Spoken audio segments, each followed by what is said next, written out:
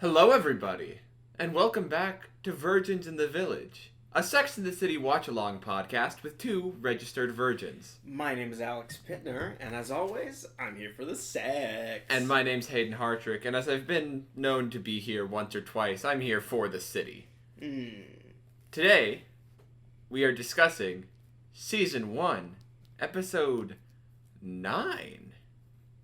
And that's episode title is The Turtle and the Hare. Now, Alex, why don't you tell me what this episode's about? So this episode was written by Nicole Averill and Sue Kolinsky. It was directed by Michael Fields. This episode begins with the gals at a wedding, where they meet a man that they call the Turtle, who is basically Skipper but 45. The gals all talk about marriage and rabbit vibrators. Samantha starts seeing the Turtle and ultimately decides not to date him. Charlotte gets a rabbit and starts canceling plans with the gal so she can stay home with the rabbit. So eventually Miranda and Carrie confiscate it from her. Carrie talks to Mr. Big and learns that he doesn't want to get married again, which makes Carrie sad. Carrie almost marries Stanford so that he can get cash from his grandma, but ultimately decides not to. Mr. Big and Carrie talk over sauce about marriage, and I stopped paying attention, but I assumed that they're good. Yep, that is the shortest synopsis to date. Yeah, it is. I felt like this was a nothing episode. It felt like not a lot happened. Yeah. It had some good bits, but plot-wise, it was just kind of there. It just existed. Yeah, I felt like this episode was just, we're gonna do something and then decide not to. And I was just, the whole, like, when it ended, truly, I was like, only I was 2 like, minutes has passed. Yeah, I was like, we just hit like the first commercial break. What are you talking about? Yeah, this is another one where I don't have a lot to say. I feel like nothing happened. I mean, I figure we're going to get into some good bits, but I have a little bit to say, but nothing that's really too major. I don't got like, thankfully, I mean, barring the beginning, there wasn't any characters that were just too egregious and terrible. Except for the Turtle at the beginning, he made me real uncomfortable because he was really in everybody's face. Yeah, I didn't like that. I think also I didn't like Gordon Ramsay. Yeah, I put in my notes, direct to DVD Gordon Ramsay. Yeah, so in the episode, Samantha goes on a date with a guy who looks like a mix between Gordon Ramsay and Neil Patrick Harris. If you hit both of them like in the head multiple times with a frying pan. But like cartoons, so they like... Yeah, so they flattens out. And, yeah, he goes on a date with her, and then midway through the date, he just sees another girl and starts hanging out with her. So Samantha tries to leave, and then she gets flagged down by the Turtle. The Turtle, who... Did it explain why he's called he's called the Turtle because his last name's like Turtlebon or whatever. Yeah, Turtlebon or whatever. But like, that's the only way that thing... Because his whole thing is he has bad breath. Yes. That's his whole thing. Yeah. And that's all I can tell you about him. Yeah. He also, he likes mushrooms. He's mushrooms. He's a mushroom guy. Yeah. Which they rag on him for being like, I wonder what mushrooms these are. And that's what makes Samantha break up with him. That's a breaking point. He's eating dinner and he's like, I can't tell what type of mushrooms these are. Are they this mushroom or this mushroom? And then he eats one and he's like, oh, it's this mushroom. And then Samantha's like, no, I'm gone. Yeah, and he recovers fast. Yeah, it literally, it goes, Samantha leaves, it pans to him, he's in the center, he looks to the other side, there's a woman, and it pans over and he's like, hey, you like this shirt? My ex bought it for me. Yeah, I think he was trying to play like a sympathy. Yeah, he was trying to, it was very manipulative. Yeah, I told you during the episode that the Turtle is kind of my Skipper, and that he's a bad guy, but I kind of like...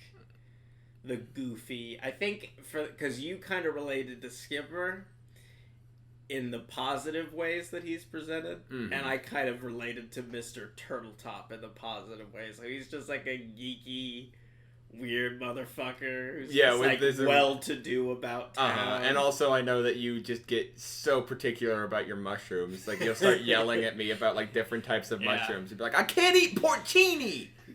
The mushrooms! Remember that? From what? From Lord of the Rings. I don't remember that from Lord of the Rings. I've only seen the films once. What? Yeah. Are you for real? Not even the special editions. I'm a huge Lord of the Rings fan, but I've only seen the films once. Yeah. Dude, they're the greatest thing. So I've heard. There's a quote that happened early in the episode that I kind of have a problem with. Okay. I think it was presented to be a point of being like, hey, like it wasn't presented as a good thing, but it wasn't also I don't know. It was when they're talking to the woman that got married, because it's like the woman that was like basically went on dates with A-list guys every week, which I have an issue with how they define A-list guys, because none of those men were attractive. I don't know what they're. I don't like know. Is A-list just rich? I don't know, man. Well, no, like it's just like because it's like they said A-list guys, and like half the ones that they got out were like old men, and the other half just like weren't attractive. And like this is the thing, like I know an attractive man when I see one, right?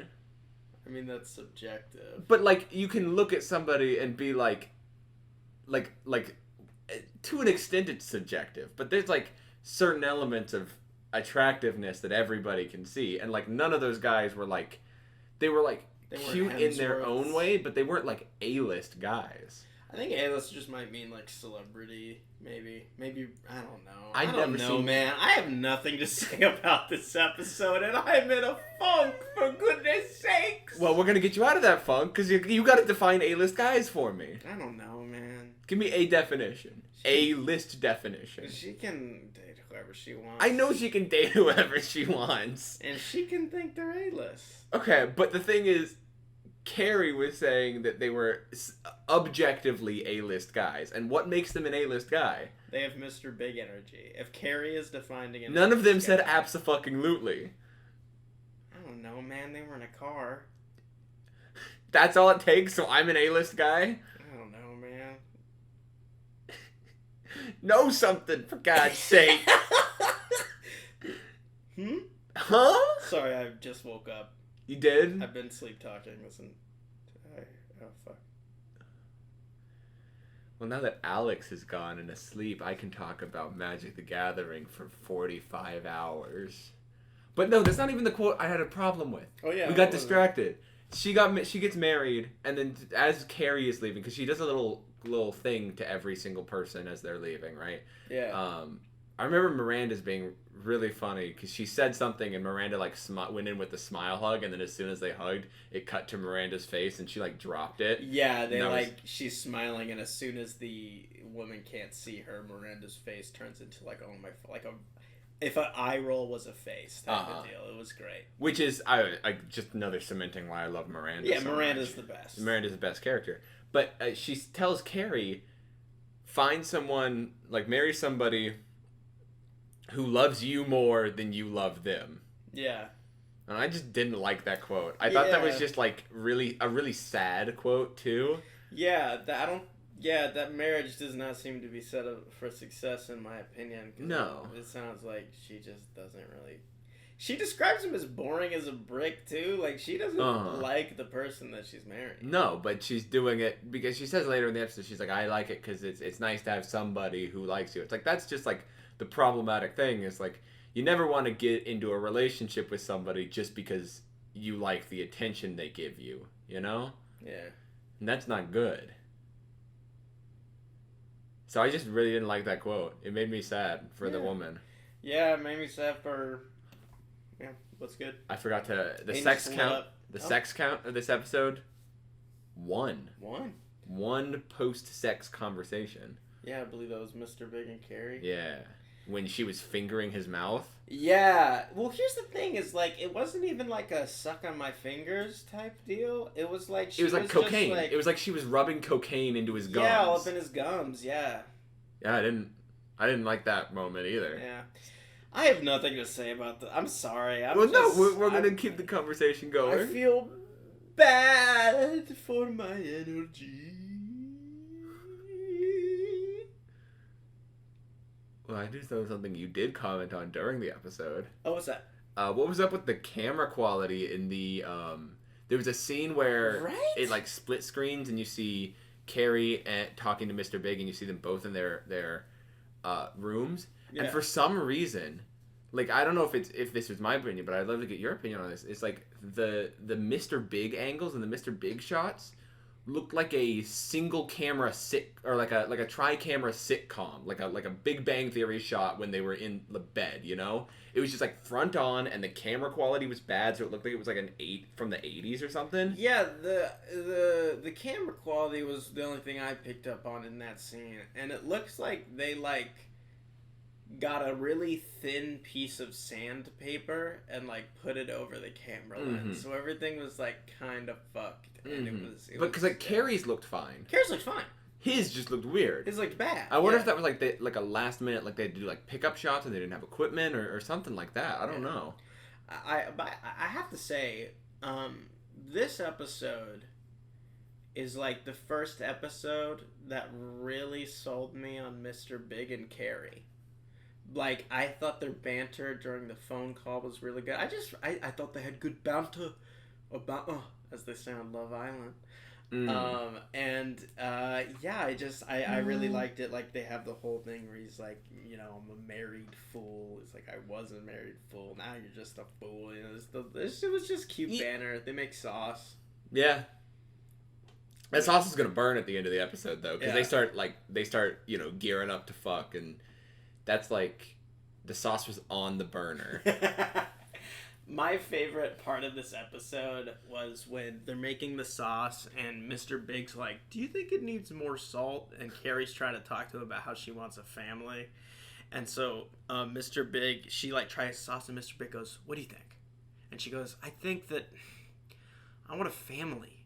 And it cuts to Mr. Big making a face like, that's not an ingredient in the sauce. Like, he's like so confused for a second. Like, he's like, I like to rethink and reframe that to where he is just totally in, because obviously he's trying to avoid having that conversation in that scene. But like, I am now thinking of it in terms of that is said. Carrie says that, and he is so in on the sauce. He's like, I don't have a ingredient. I don't have a marriage spice. What are you talking about? Salt? Does he need salt? Because he keeps going off, and he's just talking about like, you gotta let the garlic roast well and brown before you throw everything else in there. Yeah, and I'll tell you, that's where I stopped paying attention. That's where I was... Yeah, I also, like you said that, and I was like, I also kind of phased out of my attention. Yeah, maybe that was an analogy for family, because it seems like they were good at the end, but like Yeah, because they started making out because she had sauce on her lips, which, I don't know, I've never kissed sauce off of somebody's lips. Come to think of it, you have like a little bit of sauce on your... Where you going with this one, buddy? I saw it in your eyes. I knew what you were about to say. What was I going to say? You were going to say you got a little bit of sauce on your dick. I was going to specify the base. Yeah, you were? No! Oh man, I tried to do a transition to something else that happened in the episode, but I have no notes because this episode nothing happened and it was boring. Hey, can we have fun? We can't have fun, but I got a few more things to talk about. Okay. We gotta kill 15 minutes, or else Mr. Podcast is gonna break into my room and be like, "You didn't talk about the episode enough," and he's gonna punch me in the skull. Alex just turned into a baby. He's now a baby, and a stork has come into the room and flown him away. Okay, I don't like this anymore. One. What are you doing? Just so you know, there's no visual element to this. He's just making the noises. And now he's frowning at me, like he wants me to change his poopy diaper. Want to talk about Charlotte and the rabbit? Yes. You want to sit up? Rabbit. It's a sex toy. It's a vibrator, yeah. Yeah, it's a vibrator. It's like the good one. Mm-hmm. Yeah.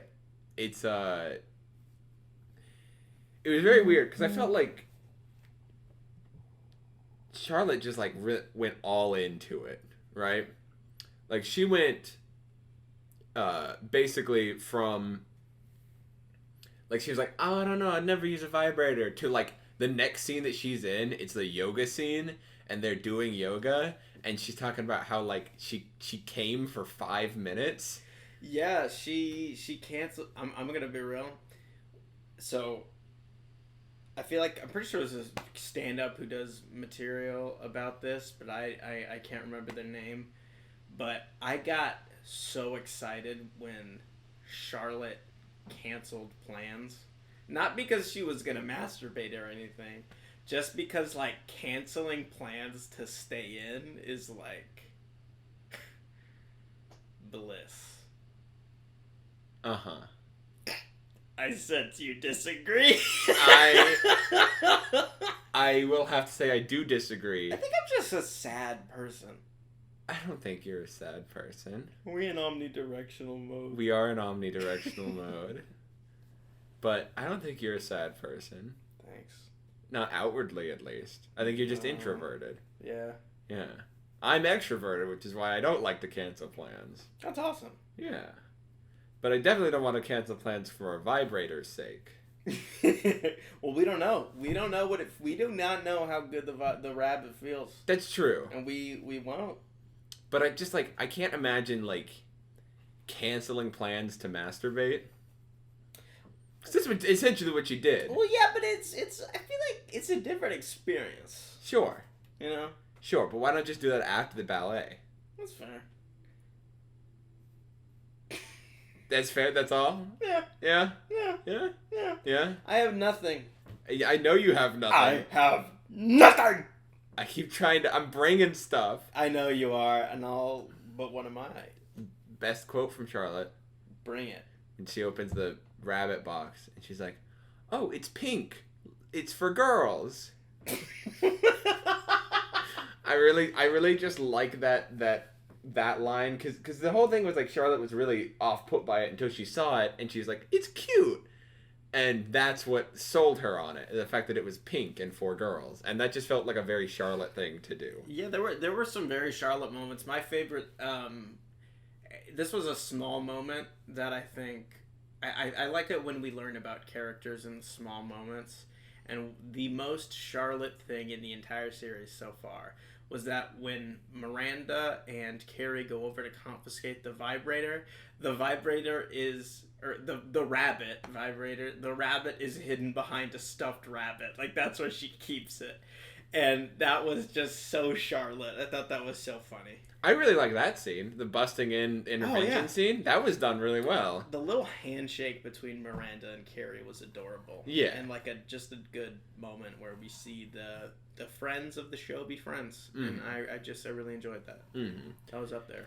You know what I've kind of come to see, right? We talked about early in the show that we felt like Charlotte was more of the outlier from the group. Yes. But I feel like that has started to become Sam. It is so extremely Sam. I would agree with you wholeheartedly. Yeah. Yeah. It seems like, you know, like those three characters are starting to get a lot closer into, like it seems like, from my point of view, it seems like Samantha has solo stories. Yeah. And the rest of the group, their stories kind of like intersect and intertwine, and their stories involve each other, but Samantha's is just kind of like villain of the week. Like, you know, like who's she with this week? And she has a lot of solo stories, which could be due to the drama between Kim Cattrall and the other members. But this is the first season. Oh yeah, that's true. Supposedly it didn't start till the second season. That's right. Yeah, that's right. I don't know. It's just, it's interesting seeing that, because it's like, obviously I think in the dynamics of the show, you have Charlotte and Samantha are supposed to be foils to each other, both extremes on either side. Yeah. And you're supposed to have like Carrie and Miranda kind of the middle ground, kind of parlaying the information between the two and being able to be like the middle ground opinions between all of them. And I think what you're saying is like, it's very true. Like, Samantha's stories have been very self-contained. Like, she calls Carrie to talk about stuff sometimes. Like, in this episode, she called Carrie to talk about the turtle. You're right. And they met up with the turtle, but it just, I don't know. I felt like Sam has been an outlier recently. Yes. Maybe it'll shift and change as the show goes on, but at least the past few episodes, Sam has been very much feeling like not fitting in with the group. I agree. And I would love to see that go back to her fitting in with the group, because I like to see them all fitting in. Yeah. For me, I think it's just like, her stories just seem so separated from everybody else. Like, I mean, remember the episode where they're like trying to get the table at dinner? Like, that's an episode where Samantha is plot, like, she's involved, she's with the group, and I kind of miss that, because I think Samantha is at her best when she's with the group, at least in my opinion. Yeah. Where we see directly how she differs from the other characters. It's the same thing with Charlotte. Yeah. Charlotte is at her best when you see the middle ground people to play off of her. Yeah, and Miranda is at her best constantly and always, and Miranda is just a Because gift. Miranda is a wonderful character and Cynthia Nixon is a wonderful actress. I agree. Miranda is a gift Yes. to the show, to characters. I love Miranda so much. Yes. Yeah. Alex and I were talking about, so I think we're just talking about just a little bit about what the plan is for the rest of this podcast. Is about a month from now, as soon as this first season finishes, we're going to take probably about a week's break, and then we are going to come back with a read-through of Alex and I's first Sex in the City episode. And we were talking about it earlier today. We're not spoiling anything, but we have some good plans for Miranda, and she's going to be a very interesting part of the show. Yes. HBO, get ready. This is going to be the first thing probably that you look at when you decide to hire us as writers. Mm-hmm. This is kind of a peek into the mind of where we want to take the characters. Mm-hmm. And we obviously we've been watching, we've been, making notes, and we know these characters well, and I think you're going to be very surprised about what we do with these characters. I agree. I'm actually very excited for people to get to see what we're going to do. Yeah. You see that Carrie was smoking in bed? I'm going to be real, I vibed with that scene. Yeah, but like the smoking in bed part. Yeah. That's not good. Don't do that. Yeah. But they had just had sex. Yeah, but don't smoke in bed. Well, that's a thing. You have a cigarette.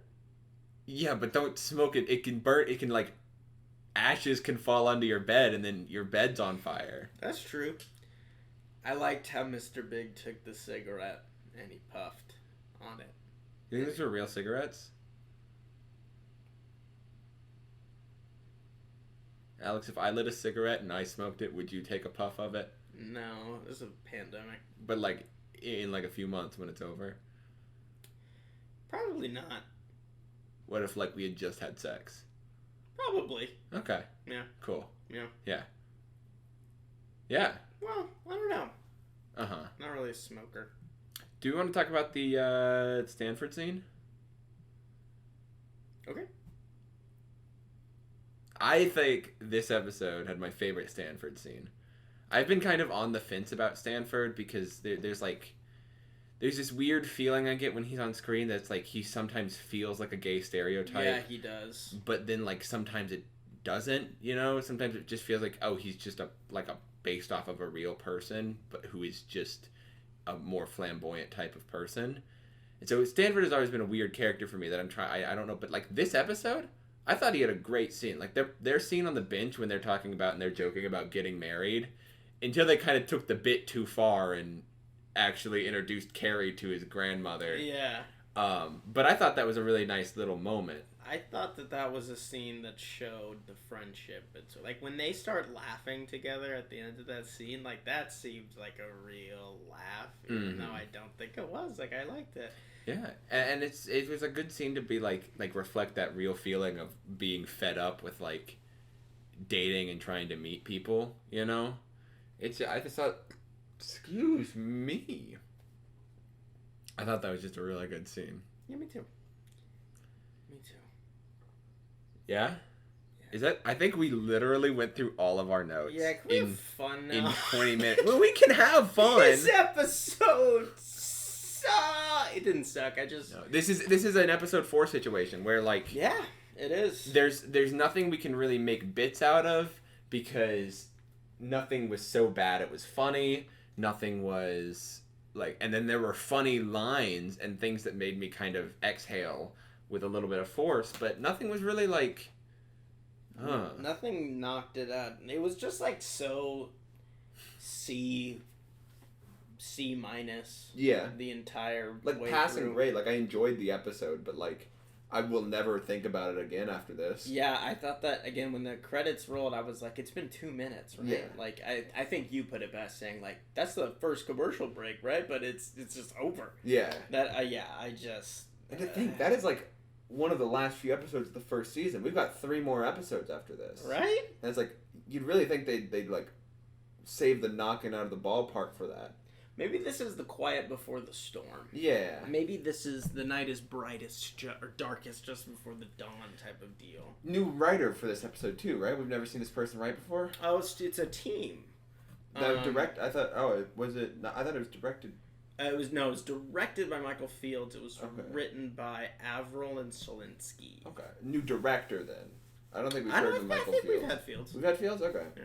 I don't know things. I'm not the research guy. I don't know anything this episode. I turned into a baby. You did turn into a baby. Wow.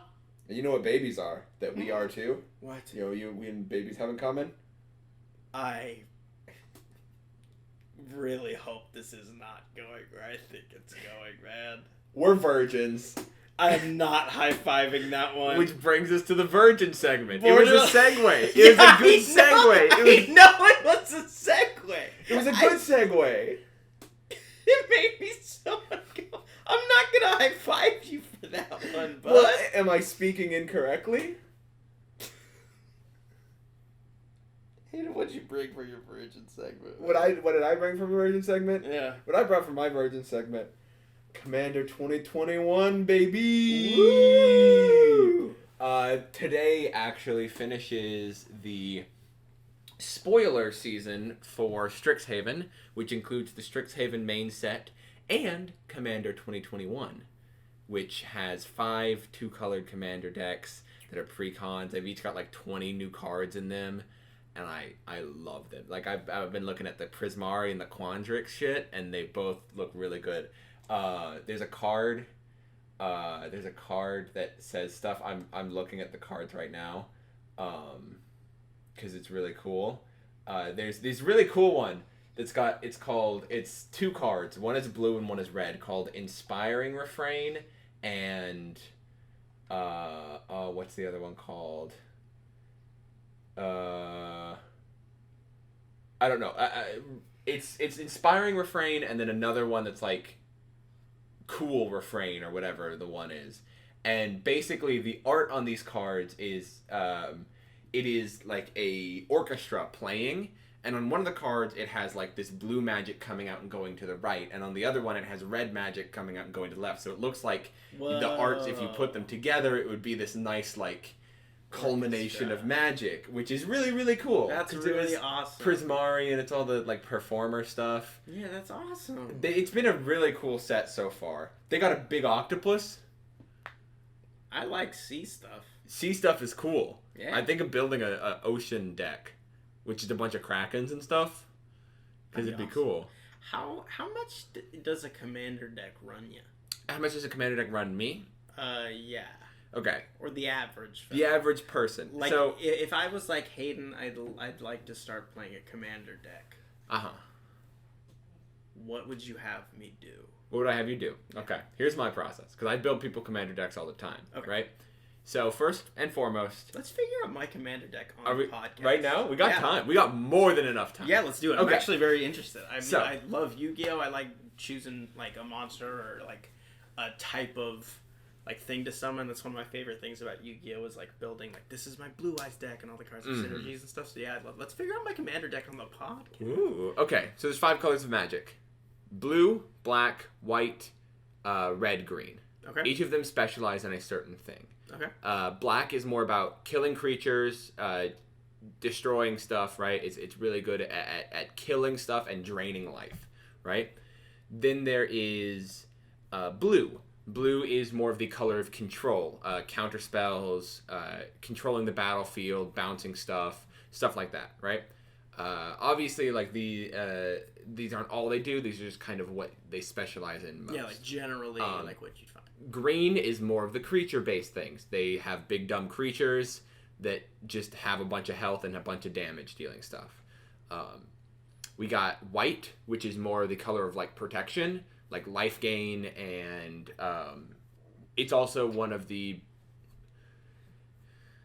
It's also kind of good at creature removal. It focuses on exiling stuff and stuff like that, so people like can't play stuff again. And then there's red, which is the color of like direct damage, like lightning bolts to people's faces and stuff like burn and stuff like that, and really fast creatures that can, you know, do a lot of damage. Okay. So usually you want to pick about 2 or 3 colors. So out of those, what kind of spoke to you? So of those 2, blue and green. Blue and green. That is called Simic. That is a very powerful color combination. Because that reminds me, I mean, because again, what I know about card games is like Yu-Gi-Oh! Yeah. And like I'm a Blue Eyes deck boy, but I got a lot of counter cards in there. So that just like big dumb beasts combined with like... With the battlefield control aspect. Control, yeah, that's like what I'm looking for. All right. So... Although, quick question. Yes. Are there decks that just have one color? Yes, you can do a monocolored deck. Okay. But for now, do you think that blue-green is probably best for what I'm looking for? I think for your first commander deck, it's better to have multicolored commander decks. Okay. Because you get the more colors you have, because the way commander works, for those that aren't aware, is you have 100 cards, 99 cards, and 1 legendary creature that exists outside of your deck that is your commander. And whatever colors your commander is, so if it's like a blue-green creature, the cards in your 99, as we call them in the biz, can only be those colors. So they can only be blue spells, green spells, or blue and green spells. You can't have a black spell in there. You can't have a red spell in there. It has to be the color identity of your commander. Okay. So you pick one commander and you kind of build around that. So having multiple colors next opens you up to a whole new realm of possibilities for cards you can include, right? Okay. So the more colors you have, the more versatile your deck is. The less colors you have, usually the more focused your deck is. Okay. So I like 2 or 3 colors to start because it gives you a good baseline and good upgrade paths, right? Okay, cool. You like learn what you like more. Yeah. Yeah. Okay. So with Simic, which is the blue-green color combination name, How do you spell that? SIMIC. Okay, cool. It is based off of the color combination. Words are made from this set called Ravnica, which has it's a plane of existence that is an entire plane covering city. So this one city expands over basically this entire plane of existence. I love stories like that, not story, but like worlds like that, like Judge Dredd, for instance. Like they're all in like the mega cities and stuff. Yeah, I love that shit so much. It's really cool, and that the city is run by 10 guilds, 1 for each color pairing. Okay. And they have like things, and that's where the names for the 2 color pairings come from. Okay. So Simic is all about growth, right? They're like experimental scientists. They do like Ooh. A lot of the Simic kind of bread and butter is like +1/+1 counters. Which are permanent things you put on creatures that increase their power and toughness by 1 each. Okay. So a lot of Simic commanders will do stuff like that. So if we're looking at Simic for you, right, it's actually really interesting because that's one of the precons that is coming out this year is the Simic precon called... What's a precon? Precons are like pre-concept? Pre-constructed decks. Oh, I love a good precon. Yeah. So with Commander especially, for regular Magic, your pre-constructed decks usually aren't too good.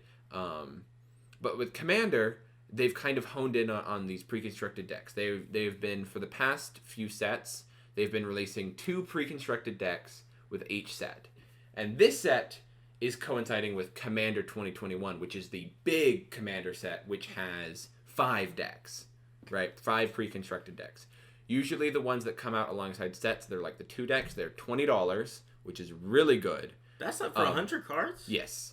But they usually only have like 1 new card, right? Okay. Yeah. The Commander 2021 ones are they have about 20 new cards and they're about $40. Okay. Which seems like a lot, but sometimes those new cards, like there's from last year's Commander set, like 2 of the cards are $40, the new cards that they made. So it's like you paid for your deck with one card. Yeah, like in Duel Links, they have the structure decks, and I'll get like 3 copies of a structure deck. So you can have I would be down to spend a 20 on a precon. Oh and yeah. Here's the big thing that I like about Magic. Like the big thing, like I would probably only ever play Commander, and here's why. Mm-hmm. Is because there's 100 cards and there's no repeat cards, right? Except for lands, you know? That to me is like the most appealing thing in the world. Yeah, the singleton aspect of it is what makes me absolutely love it. Because I feel like that makes it feel more like for instance, again, because my big card experience is just I play a lot of Yu-Gi-Oh! Duel Links. And so those decks are like 99% of the time you're going up against decks who have like 6 cards, but it's repeated 3 times. So it can feel very formulaic, especially when you get to know the combos that are in the meta. And it's still fun, like I still love it, but at times it can just be kind of, you know. And so the thing about Commander that seems so cool to me is like each game, like truly it's gonna feel different because there's 100 cards, and like the randomness of it is just so interesting and cool to me. Yeah, and there's so much more you can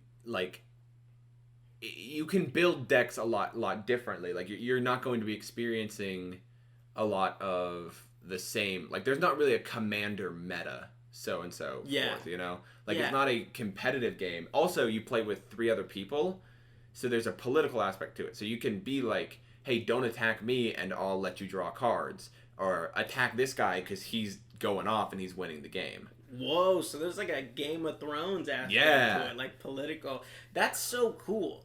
I love, oh man, that's really cool. I would probably be down to buy a precon. Yeah, if we you can want also to go to a game store right after this to get me a precon, I'd be down. Okay. I don't know if what did you just do? I was checking to see if you had a boner. There's actually a Simic precon that came out with Commander Legends called Aesi, Tyrant of the Gyre Strait. And it's a landfall deck. So you get to play additional lands each turn, and the more lands you play, you draw cards and stuff. Ooh, so it's like a big snowbally deck where you just keep playing lands and you keep drawing cards and you keep getting to play new stuff. And I'm excited that you're like we're talking this much about Magic because I love Magic. You know, I've been kind of like afraid to get into it, but you could probably get me into it. Oh yeah, especially because we've got friends in our personal life that I've gotten into it. Exactly. And now, if I say we're gonna play Magic, you won't feel left out. Also, the decks I've had you play like once or twice, and the decks I had you play were a bit more complex and a bit more moving parts. The ones, like, there are Simic decks that are just really straightforward with their strategies, you know? I love that. Yeah. And would I may be making assumptions here, but would blue have, like, water stuff? Yeah. Yay. Like, actually, you just said this is, like... It's a serpent. The creature that the deck I'm telling you about is a serpent, and it has some, like, krakens and stuff like that in it. Yeah, because you said it was, like, of, like, a strait? Like a water... Yeah, he's called Aesi, Tyrant of Gyre Strait. Yeah. There's also seems so cool. Another cool creature called Eryxnithes, the Slumbering Isle, who's a 12/12 power and toughness. But the whole thing is him in lore, I'm pretty sure, he's just an island that like people thought was an island, and then it started moving. So he's a serpent that's so big, but he's like asleep, and then he'll actually like start moving, and the island will move with him like a fucking dragon turtle. Yeah, I was about to say like the lion turtles from Avatar. Yeah, and dragon turtles and everything else. But yeah, no, or like that planet in Green Lantern. That's just a Green Lantern. Or that planet in Transformers. That's just a transformer. Exactly. Or that planet in Sex and the City. That's just Sex and the City. It's just a Blu-ray of Sex and the City. Just floating through space. A loose disc that is the size of a planet. Yeah, my planet is Venus. What's yours? Sex and the City Season 2 Blu-ray special edition director commentary? Yeah. I live right on episode 2. But yeah, no, we got some good ideas. Obviously we won't dive into fully making a deck here on the podcast. Though if you do want me to do a fucking deck tech of shit, let us know. If you want me and Hayden, you know what? Me and Hayden will duel. Yes. For the YouTube. Yeah. All right, it'll be a big day. It'll be a big event. Yeah. We'll get other people in on it too, so we can have like a full 4-person duel. Yeah, that would be so fun. That'd be really fun. Speaking of that stuff, Alex, what's your virgin segment? I was gonna advertise everything, but I figure we'll just wait it for the end. I brought 2. One's short. Is it another hypothetical? I wish. I'll start an Alex's hypothetical segment. Yeah. Speaking of segments, everybody, today I'm doing my segment, Song of the Week. Oh. This week's song is a song called Konnichiwa by Skepta. Yeah, we listened to that in the car earlier. Yes, we did. And y'all are probably thinking from my history of Virgin segments all being anime and the name Konnichiwa that it's some weird anime shit. It's not. It's just like, it's a British hip-hop song. It's British grime is the genre, and I think grime is like dance hip-hop. So like the BPM is like 140 or something. Yeah. And it's just the song that the beat goes so hard and it's so fun. So that's the song of the week is Konnichiwa by Skepta. Woo! And then my regular Virgin segment is, I think you know, it's League of Legends. Shit! I forgot. I totally forgot that was originally my Virgin segment. And I was thinking about Commander. One of our friends has gotten us into League of Legends. We have a full team. It is. I'm ashamed of how much I like this game. Me too, man. Like, it's one of those things where, like, I think we've talked about it. Like, I couldn't play it alone. Yeah. Like, I could not. I think solo queue is like the slang, but playing it with friends is so fun. It's like, so fun. I've been having so much fun the past couple of nights. When we've been playing it together. For those of you wondering, I am the support of our team. I played Blitzcrank and Morgana. Mm-hmm. I run top. I've been playing Alawi a whole bunch, and I also kind of rotate mid when need be. I just picked up, I don't remember what his name is, but it's some weird cosmic tentacle guy, and I fucking love cosmic shit. Hell yeah. Yeah, no, I enjoyed it so much, like, I went like, and I was just like, all right, I guess I'm going to spend $10 and get a cosmic Alawi skin. Me too. I spent money so I can unlock characters that I don't really play now that I've found myself in support. Although I do have a mean Garen. Yeah. I'm going to say it. We did the one for all mode last night. Yeah. Where we all play the same character and we all played Garen and it was so fucking funny. It was so awesome. Oh man, I like playing Garen a lot. I also like playing Annie. I think those are my 4s: Blitzcrank, Morgana, Annie, and Garen. Yeah. But we've been playing a bunch, and it's a fun game. It's weird because it does like it can make like it's so easy in that game to get like angry at people. Yeah. Because like we had a game where we hop in and we're missing one of our teammates, right? So we're playing with one random, and we all hop in and I immediately type in top, right?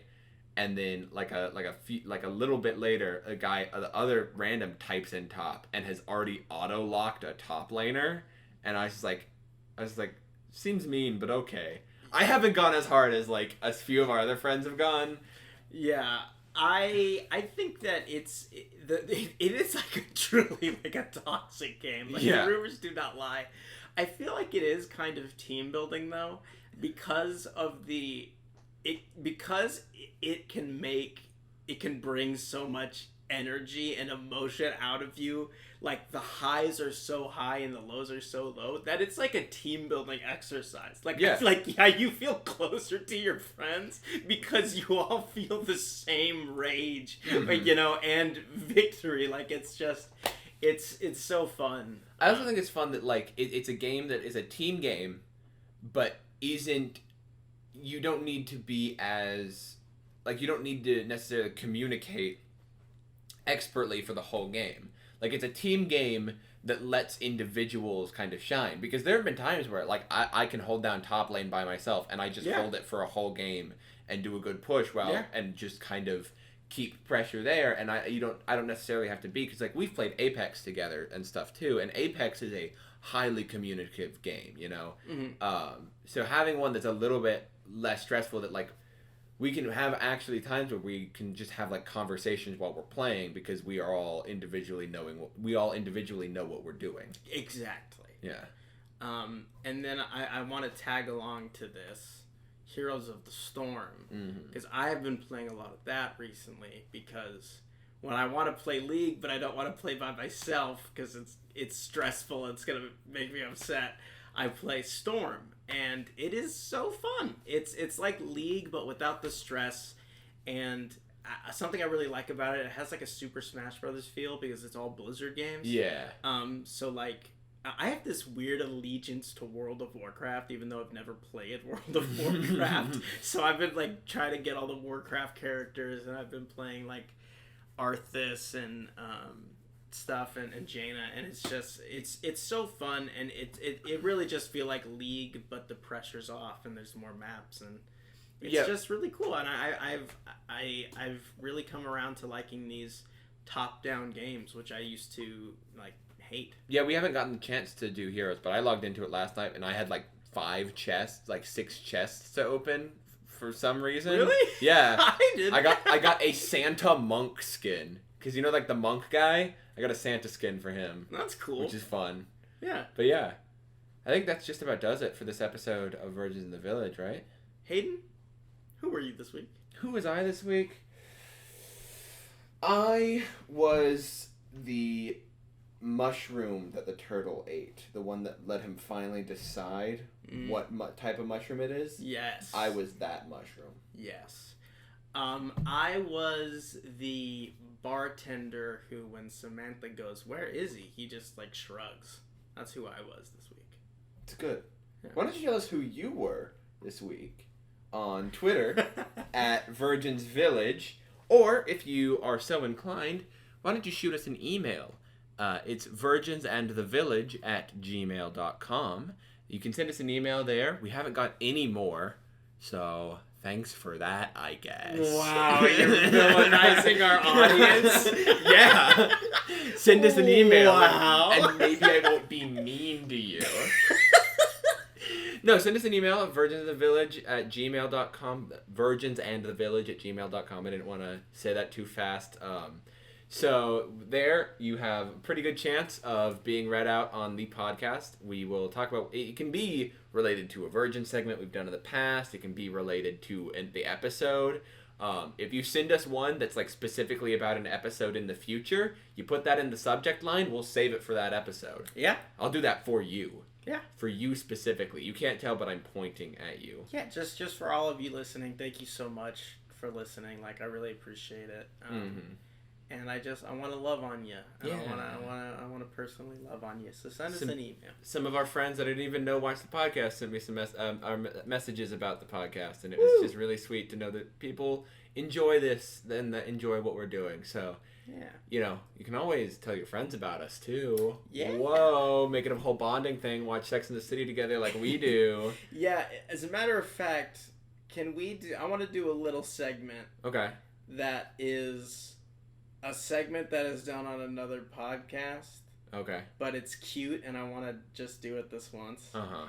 So there's a podcast called Action Boys with John Gabris, Ben Rogers, and Ryan Stanger. And at the end, they do like a thing where they're like, "Do you have a friend who does this? Recommend the podcast to him." And this is always a reference to what they just watched. For instance, I could say, "Do you have a friend who just bought a rabbit and now doesn't want to hang out with you? Recommend this podcast to him." Now is it my turn to do it? Yeah, go. You gotta do it. You have a friend who looks like Gordon Ramsay but got his face caved in? Recommend this podcast to him. Do you have a friend who is unhappily married? Recommend this podcast to him. Do you have a friend who's getting married only to get an inheritance? Recommend this podcast to him. I can't tell if you heard, but my headphones just fell. Thank you guys so much for listening. Yes, we love you very much. And until next week, keep having sex, keep having city. Bye-bye.